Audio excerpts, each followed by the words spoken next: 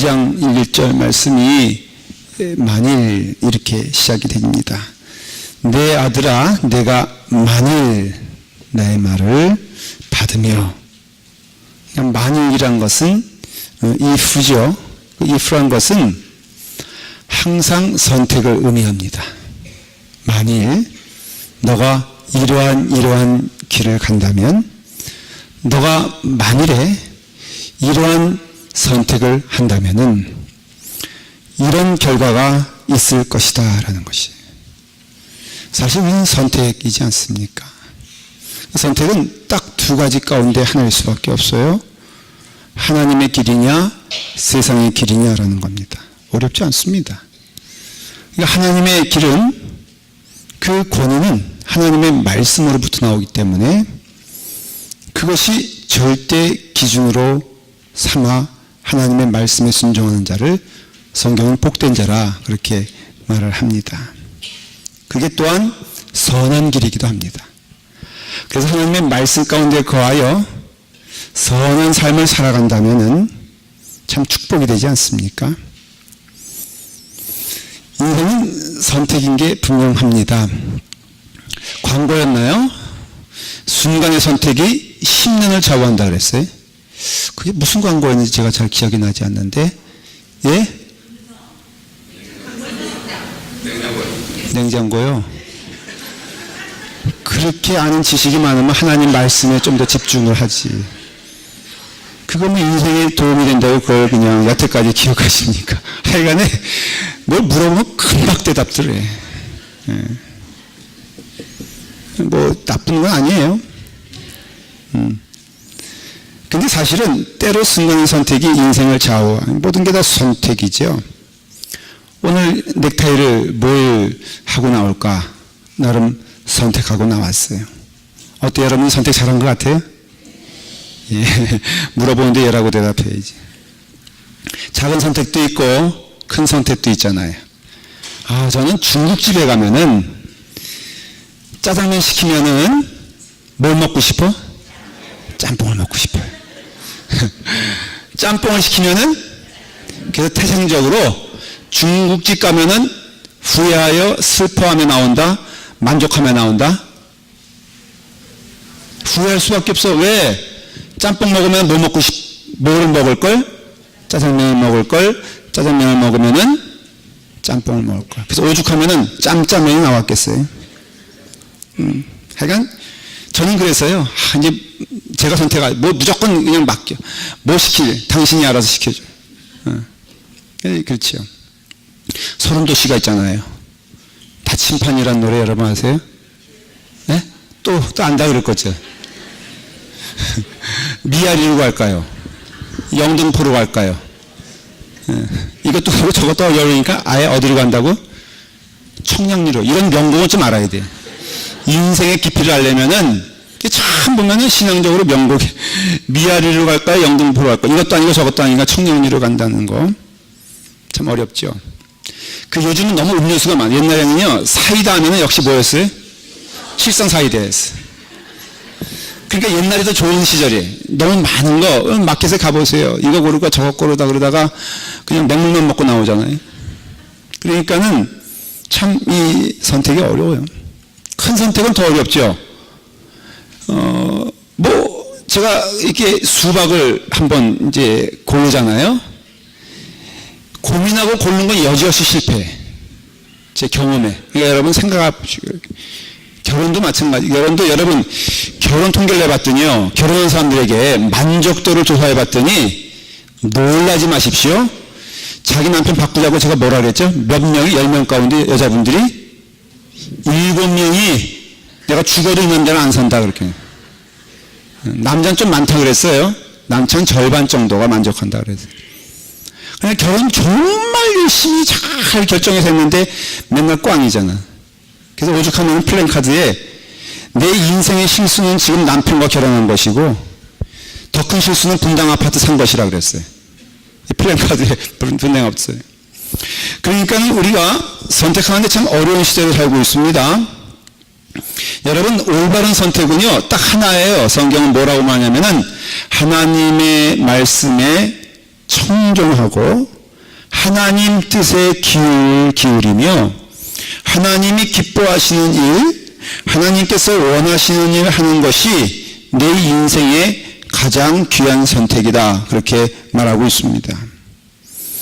여러분, 우리가 하나님을 경외해야 할 때는요, 하나님의 음성에 귀를 기울일 줄 알아야 돼요. 하나님을 존경하고 경외한다는 뜻은 listening. 하나님께 대하여 귀를 기울인다는 것입니다.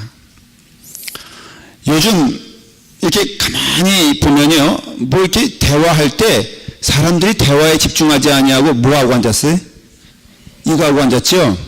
이게 사실은 어떤 의미냐면은 내가 당신을 무시합니다 그런 거예요. 그러니까 여러분 만나서 대화할 때 이거 하면 돼, 안 돼? 안 돼. 그렇죠? 그러니까는 이 리스닝 하는 게 리스펙트 하는 거고 인정하는 거고 존경하는 것이라 이거예요. 그러니까 범사에 하나님을 인정한다라는 것은 뭘 뜻하냐면은 하나님께 대하여 청종하고 귀를 기울이고 그 말씀이 어떠한 뜻이 있는가 깨닫고 그것을 행하기를 기뻐하는 것이 바로 하나님을 인정하는 것이다 이거예요. 잠언 2장 9절에 보니까 내가 공의와 정의와 정직 곧 모든 선한 길을 깨달을 것이니라. 하나님께 귀를 기울이는 자는 깨닫게 된다 이거예요. 그래서 우리가 우리 안에서 나오는 것이 아니라 깨닫기 때문에 그 깨달은 대로 살아가면 된다. 그러니 우리가 누구에게 청종해야 되느냐? 하나님께 귀를 기울인다 이거예요. 그럼 그 말씀은 맞아요. 그러면 그 다음에 무슨 질문이 나오냐면은 그 하나님께 청종한다는 것은 뭘 말하냐? 성경은 성경을 말하고 있어요. 하나님의 말씀, 성경과 나의 삶이 일치하느냐를 늘 주목하여 보고 그 하나님의 말씀, 내게 있어서 가장 큰 권위는 뭐가 되어야 되느냐? 하나님이 되어야 되죠. 근데 그것을 조금 더 구체적으로 말하면은 하나님의 말씀에 우리가 귀를 기울이고 하나님 말씀에 우리가 근거가 되어야 되며 하나님 말씀을 따라 살아가는 것을 하나님을 공경하고 하나님을 바라보며 하나님께 나아가는 삶이라는 것이, 그러니까는 모든 삶의 최고의 절대적 권위요 기준이 되는 것이 뭐냐면은 바로 하나님의 말씀이 된다는 거예요. 그러니까 여러분들 하나님의 말씀 가운데 거하게 되었을 때 그것을 복된 삶이라고 말하고 그 삶이 하나님의 백성다운 축복된 삶이라고 말하는 것이에요. 기준이 먼저 우리의 삶 가운데는 기준이 있어야 되는 거예요. 오늘날 현대인들의 문제가 뭐냐면은 이 절대가 없어요. 절대가 계명이 없는 시대를 말하고 있어요. 오늘날의 시대를 포스트 모더니즘이라 그렇게 말해요. 그러니까 모더니즘, 그 근대주의 다음이 포스트 모더니즘인데 이 포스트 모더니즘의 특징이 뭐냐면은 아무것도 없다는 거예요. 그러니까 옳고 그름이 없어. 옳고 그름이 없고 오직 옳은 것이 있다는 건 누구냐면은 내가 옳은 거예요. 그러니까 내 마음에 들면은 옳은 것이고 내 마음에 기분이 나쁘면은 그 옳은 것이 아니에요. 그러니까 포스트 모더니즘의 특징은 다 어때요? 성경이 뭐라고 했어요? 다 자기 소견에 따라 자기가 옳다고 하더라. 누가 없으면은 하나님이 없으면은 그 예언이 오늘날 딱 맞아떨어지는 게 오늘날에는요. 그래서 여러분 그 학교 교육에서 빠지는 게 있죠. 요즘은 도덕이라든가 윤리가 지금 없습니다. 한국에서도 도덕 과목이 없고요. 윤리 과목이 없고요. 왜냐면은 도덕이라고 윤리라는 것이 기준이 있어야 되는 건데 옳고 그름의 기준이 있고 옳은 것을 따라가는 것이 도덕이고 또 윤리인데 그것이 없다는 거예요. 왜 없느냐? 그냥 내가 윤리가 되고 내가 도덕이 되고 내가 좋으면 그게 기준이 되는 거예요. 한국 지하철 타면 경로석이라고 있지 않습니까? 그럼 젊은 사람이 딱 앉아있다는 거죠. 그럼 앉아있더라도 그 할아버지 할머니가 오시면은 이게 자리를 좀 비켜줘야 되잖아요. 근데 이제 할아버지가 이렇게 보고 있어요. 보고 있으면은 옛날에는 규범이 있고 도덕이 있을 때는 어른이 빤히 보고 있으면 어떻게 해요? 눈을 깔아요? 높여요? 깔죠? 눈 까는 건 뭘 뜻하는 거예요? 내가 당신의 종입니다. 뭐 이런 정도의 뜻이잖아요. 근데 할아버지가 이렇게 보고 있으니까 이 젊은 제가 쓰기 좀 어려운 말인데 분이 딱 고개를 들고선 딱 본다 이거지. 왜 보냐 이거예요. 그럼 여러분 눈싸움이 시작되면은 결국은 누가 눈을 내릴까 합니까? 할아버지가 내릴까 하는 시대가 됐다는 거예요. 근데 그 가운데 메시지가 왔다 갔다 하죠. 너 이놈아 왜 안 일어나? 그러면은 할아버지가 돈 주고 샀어요 이 자리. 그러니까는 결국은 뭐냐 이게요 여러분 오늘날의 문화가 됐어요. 그래서 오늘날은 기준이 없는 거예요. 그냥 내가 안고 싶으면 그게 기준이 되는 것이고 내가 편하면 그것이 진리가 되는 것이고 내가 좋으면 그것이 만족이 된다 이거예요. 학생이 수업 시간에 자고 있어. 여러분 어떻게 학생이 수업 시간에 자는 옛날에는요 어느 부산 해양대 교수님이 이런 얘기했어요. 사람이 이럴 수 있습니다 그러면서 강의 시간에 얘기한 제가 한번 들은 적이 있는데요. 세상에 눈을 떴어. 분명히 떴는데 미동하지 않아서 너무 이상해서 그 앞에 얼굴을 쓱 들이밀었더니 세상에 눈 떴는데 미동도 안 하더래. 자고 있는 거요? 떠 있는 거요? 자고 있는데 눈을 떴어. 나는 그 노력도 가상하다고 생각해. 얼마나 선생님이 무서웠으면은 눈 뜨고 자냐 이거예요. 근데 요즘 대놓고 자잖아요?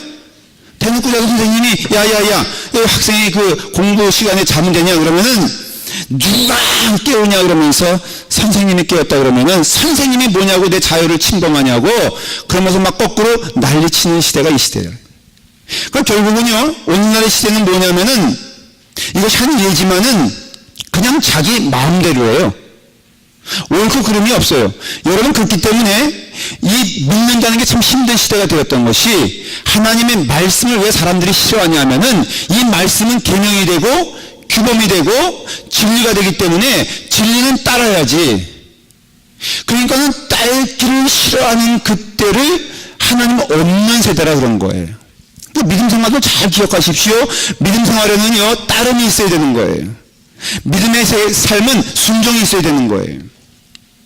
로마서 1장 28절에 경고의 말씀이 있어요.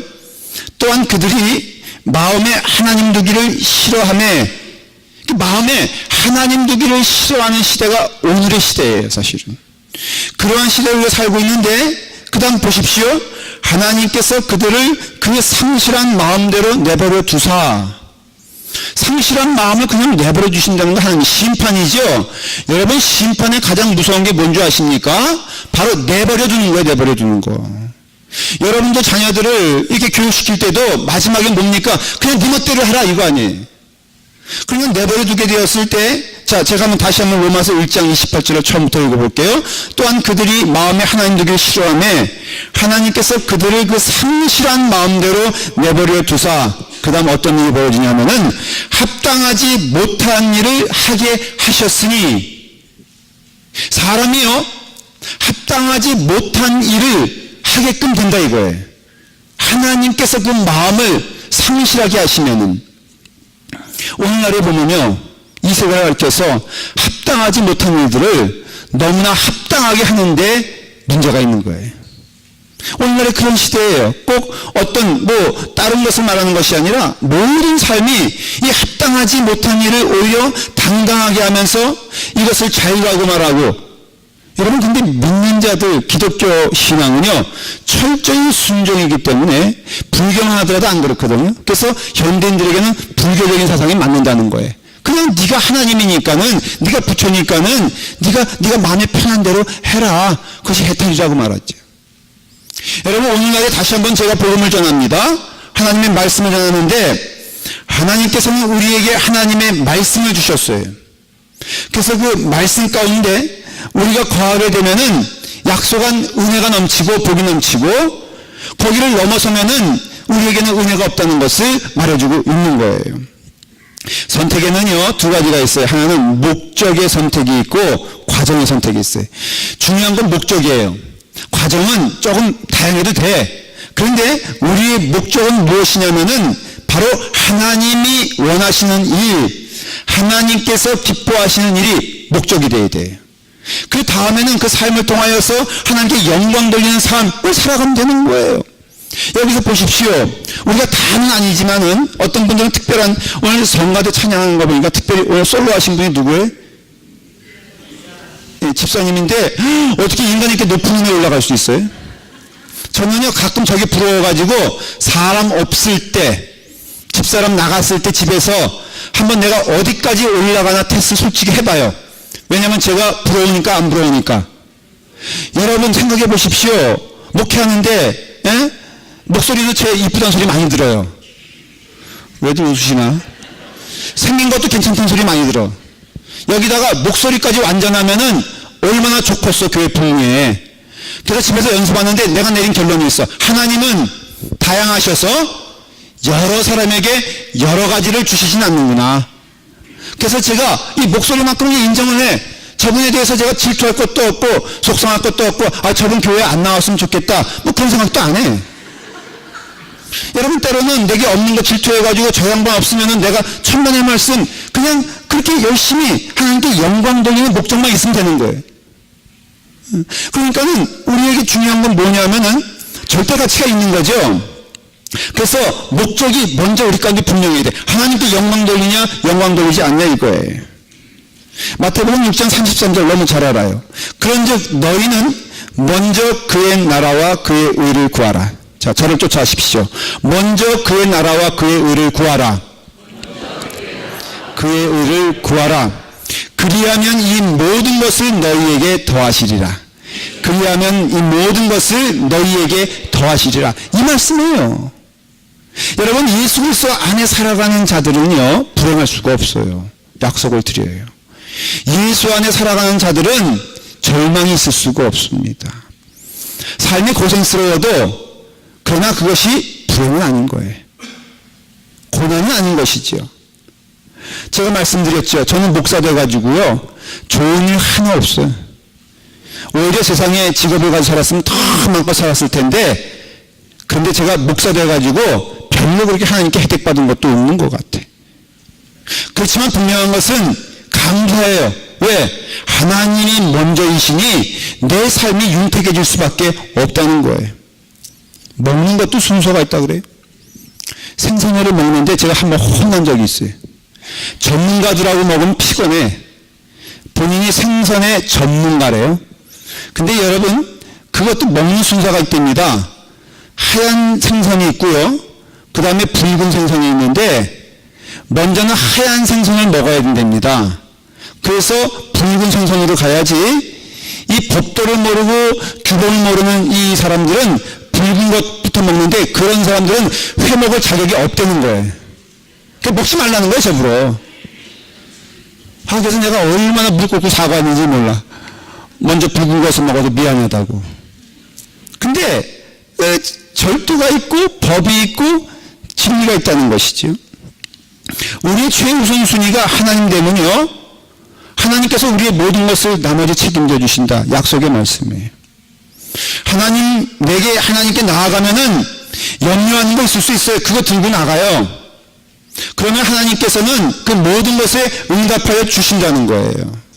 그게 말씀 아니겠어요? 어느 소년이 소를 잊어버렸어요. 아버지가 잘 키우라고 이거 풀 먹이라고 데리고 나갔는데 그만 소를 잊어버렸네.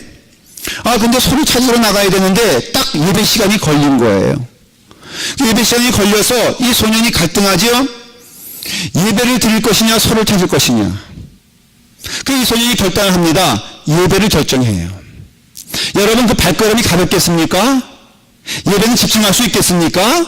아마 집중할 수 없었을 거예요. 잘 들으십시오. 집중할 수 없는 마음으로 예배 드린다.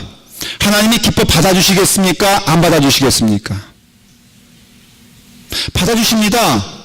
여러분 도저히 올 수 없는 마음과 상태, 목사님 내가 이 마음 가지고요 하나님께 예배 드리는 게 죄송해요. 그때 오십시오. 여러분 부부싸움 열심히 해도 그 예배 시간 바로 전에 해도 예배 시간 와야 돼 안 와야 돼? 와야 돼. 비록 저기 앉고 여기 앉아도 사람들이 다 보기에 이 사람들이 이상하다 그래도 여러분 그런 마음을 예배 드리는 자 하나님이 축복해 주시는 줄 믿으시기 바랍니다. 이 소년이 그런 마음으로 왔어요. 예배인들 제대로 되겠어요? 근심하는 마음, 아버지에게 혼날 마음, 손은 어디가 있는가라는 걱정하는 마음으로 예배를 드렸는데 간증이에요. 진짜예요. 예배를 다 드리고 목사님의 축도가 끝나니까 어디서 음메 소리가 나오더래. 가만, 소가 음메인가? 제가 일볼 때 그랬더니 그 양소리라고 그래가지고 네, 음메 소리가 나오더래. 이 소년이 직감적으로 예배 끝나자마자 뛰쳐나갔더니 세상에 그 소가 앞마당에서 풀 뚫고 있더래. 여러분, 남 얘기라고 안 믿어지십니까?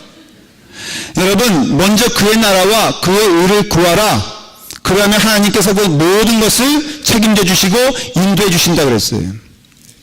여러분, 우리가 이와 같이 예배를 먼저 택했더니 예배에도 성공하고 잃어버린 소도 찾을 수 있다. 이게 성경의 약속의 말씀이고 우리의 신앙의 고백이 되고 우리의 삶의 증거가 된다는 것이에요. 그러니까 우리가 하나님 바라보고 하나님께 맡기는 것은 너무나 귀한 일이에요. 하나님 우선으로 하나님께 나아가는 자는 하나님께서 반드시 하나님 계신 것과 하나님께서 인도하시는 것을 약속해 주셨어요. 제가 어릴 때 학교에서 집까지 한 20분 걸렸어요. 그래서 걸어오는데 그 학교 앞에는 문방구들이 있습니다. 문방구로 이제 길을 시작하죠. 그런데 그 문방구 가운데 우리 교회 교인이 운영하는 문방구 집이 있었어요. 제가 딴 집은 안 둘러도 그 집은 꼭 둘러요. 목사들이니까. 그래서 이렇게 이제 그 가게 앞에 보면 말이에요. 이게 뭐라 그러죠? 그걸 뭐 대안이 아니고 큰 거에다가 앵두, 옛날에 제일 비싼 거 앵두를 거기다 이렇게 부스 속 쌓아놓고 아이들에게 팔곤 했어요. 참 맛있었어요. 이렇게 바라봅니다. 그래서 보고 있으면 물론 돈은 없어요. 그냥 바라보면요, 제가 믿음이 있거든요. 믿음은 바라는 것들의 실상이요, 보이지 않는 것의 증거라고 했잖아요. 그러니까 제가 바라보고 있습니다. 그러면은 이제 끝까지 바라보고 있어. 언제까지? 하나님이 임재하실 때까지. 누굴 통하여서?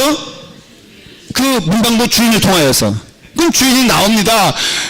맨날 있으니까 얼마나 믿겠어. 그래도 이제 제가 안 가니까는 할 수 없이 나와서는 그 다음 대사는 똑같아요. 돈이나 너 원하는 것만큼 가져가 그래요. 그러면 제가요, 그걸 가져가냐면 안 가져가. 가만히 있어요. 왜? 믿음은 바라는 것들의 실상이니까. 그럼 그 주인이 한 두 번, 세 번 얘기하다가 안 되니까는 아유 왜 안 가져가냐 그러면서 그분이 한숨을 쭉 이렇게 한 주먹으로 이렇게 해가지고는 저에게 준다는 거죠. 그분이 한 주먹으로 주면 전 두 손으로 받아요. 근데 만일에 제가 도민아 너 가져가 그럴 때 내가 액션을 취하면은 사람은 또 양심이 있어야지 어떻게 두 손으로 이만큼 가져갑니까? 파는 거를. 그러니까 그럴 때 어떻게 해야 돼? 한 손으로 그냥 간다 이거죠. 여러분, 내가 내 뜻대로 들어가면은 한 손으로 나올 수밖에 없어.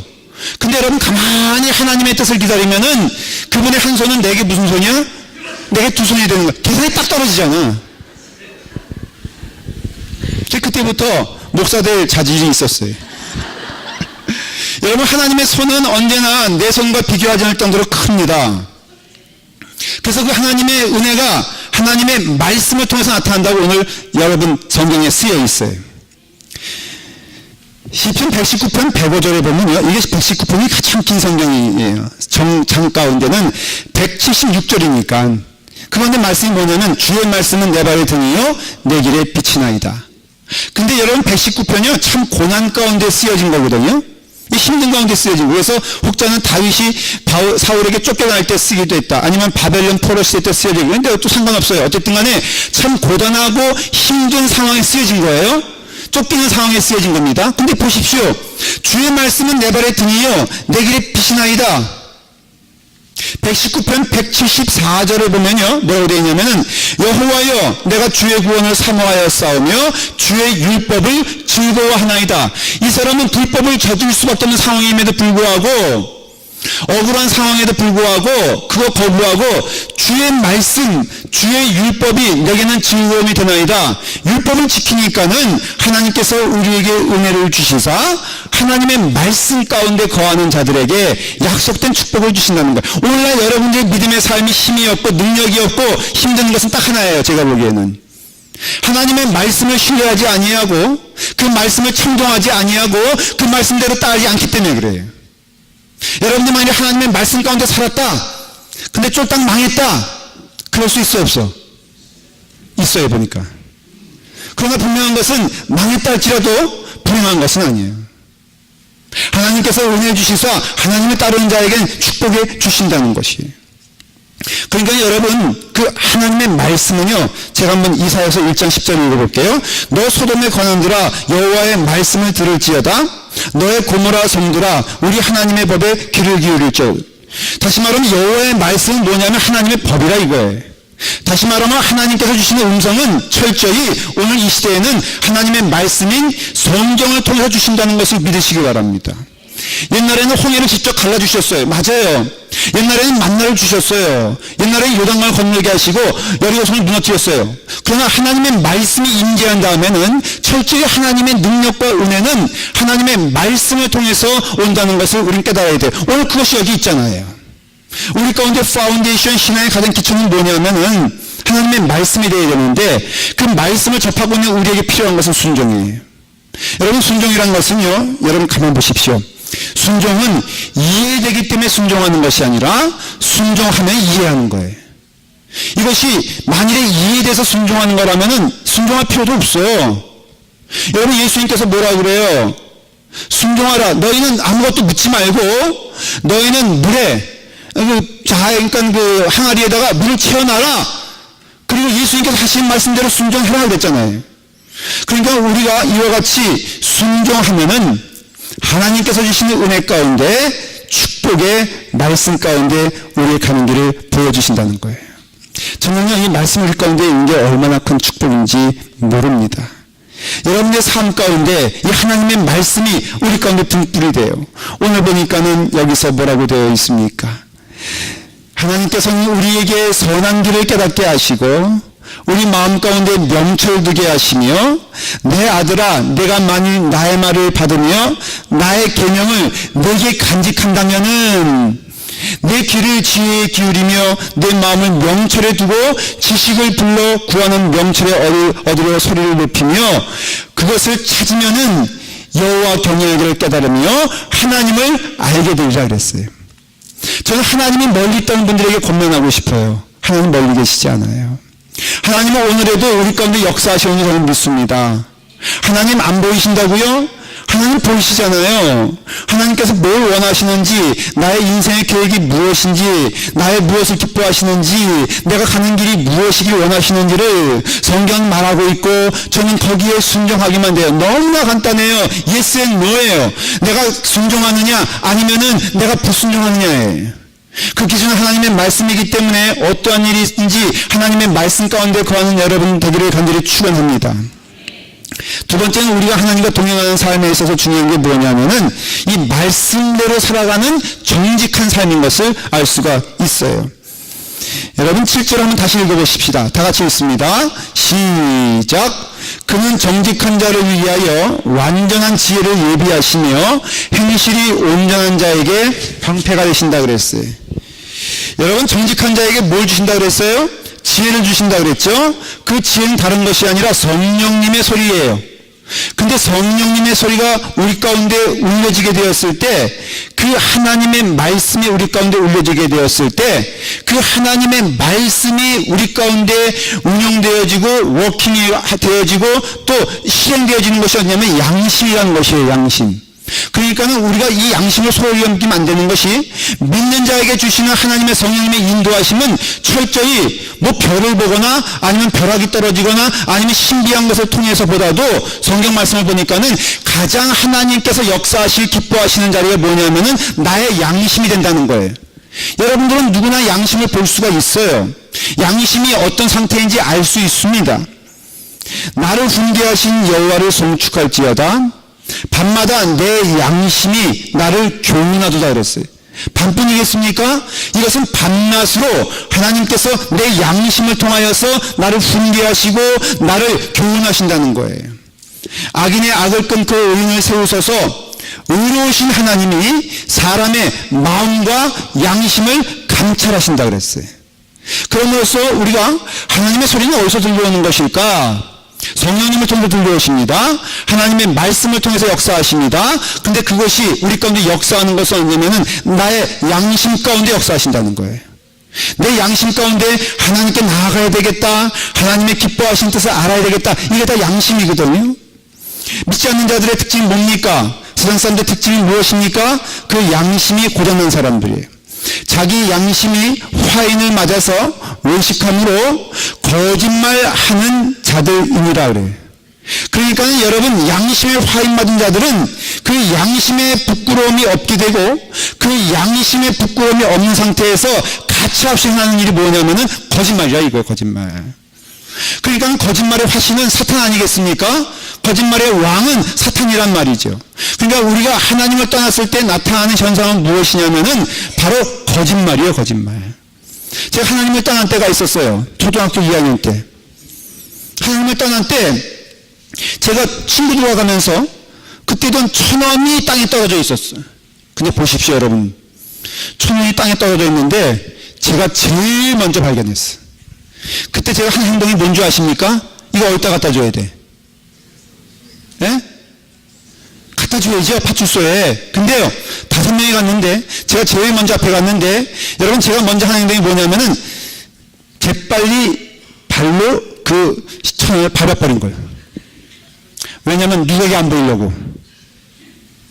하나님 이건 필요 없어.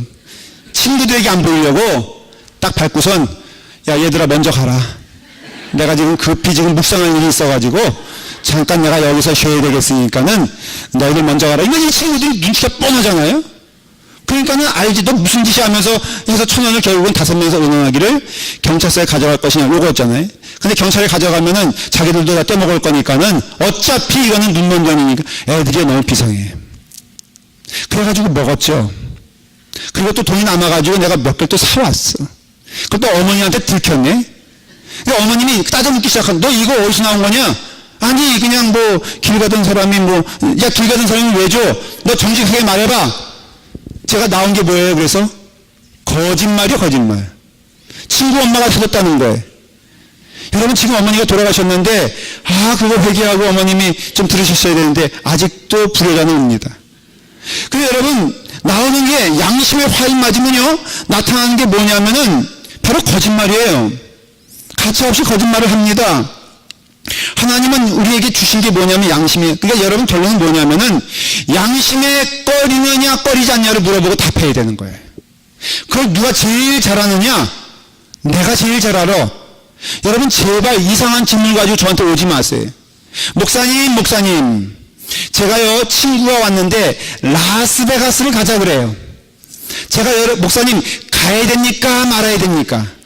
내가 정말로 가기 싫은데 친구가 자꾸만 저러는데 어찌 해야 될지 모르겠어요. 목사님이 결정해 주세요. 틀림없이 목사님이 예하면 뭐라 그럴 거예요? 우리 목사님 허락하셨다 그럴 거란 말이죠. 저도 그때는 지혜가 있어가지고, 왜 나한테 물으시냐? 당신이 양심에 정말로 이것이 떳떳한 일이면 하고, 양심에 꺼리끼는 일이면은 하지 마라 이거예요. 양심이 아는 대로 사는 것 대단히 힘듭니다. 오늘 뭐 뉴스 보니까는 한국의 초유의 사태인데 검사장이 구속이 됐어요. 근데 보니까는 자기 친구 동기가 회사를 운영하는데 자기에게 좋은 차를 사줬다는 거예요. 3천만 원짜리 이상의 차를 사줬는데 그냥 호의로 생각해서 받았답니다. 여러분, 동기가 3천만 원짜리 차 사주는 거 봤어, 못 봤어? 못 봤죠? 그러니까는 그 사준 것은 어떤 의도가 있다는 걸 누가 알아? 내가 먼저 안다, 이거 내가 먼저 안다. 우리가 하나님의 길을 가면서 정직한 것을 따져보게 되었을 때, 그때 여러분, 하나님께서 기뻐하시는 일이 누굴 통해서 들려오냐면은 나의 양심을 통해 들려와요. 그리고 여러분들, 만일에 여러분께서 양심의 가책이 없으면 그 일을 하셔야 돼요. 목사님, 저 사람과 내가 싸웠어요. 내가 화해하는 게 좋아요? 아니면 그냥 모른 척 하는 게 좋아요? 물어보지 말라니까. 자기 양심에 내가 끝까지 저 영혼 미워하고 저주하는 게 옳다고 생각하면 그대로 하십시오, 그냥. 근데 내 양심에 만일 내가 하나님께서 원하시는 길이 이 길이라고 믿는다면은 내가 손해보는 것처럼 하십시오. 왜? 그래서 하나님께서는 나의 길을 인도하시고 이끌어 주시니까 말이죠. 야고보서 4장 17절에 그러므로 사람이 선을 행할 줄 알고도 행하지 아니하면은 그것이 곧 죄가 되느니라 그랬어요. 우리의 양심 가운데, 우리의 삶 가운데 이것이 선이 아니라고 하면은 내게 유익이 되는 것처럼 보여도 하지 말고, 이것이 내게서 손해보는 것처럼 보여도 내 신앙의 양심에 하나님께서 원하시는 길이라면 그 길은 반드시 해야 되는 것이에요. 믿음을 따라 하지 않는 것은 다 죄라고 성경은 말하고 있습니다. 사랑하는 여러분, 하나님은 우리에게 길을 주셨어요. 하나님의 말씀을 우리에게 주셨습니다. 그 말씀이 우리 가운데 어디로 오느냐? 내 마음 가운데 오게 하고 내 양심 가운데 오게 합니다. 그러면 우리는 옳고 그름이 무엇인가를 아는 은혜를 주셨기 때문에 하나님의 사랑은 모쪼록 그 말씀을 따라서, 그 들려오는 양심을 따라서, 성령님이 우리 가운데 가장 역사하신 부분이 양심이거든요. 내 마음이거든요. 그러니까 믿는 자들은요, 그것을 피할 수가 없어요. 여러분들이 하나님의 사람이라면은 옳지 않는 일을 할 때는 마음이 무거워질 것이고, 하나님 기뻐하시는 일을 할 때는 마음이 뜨거워질 거라고요.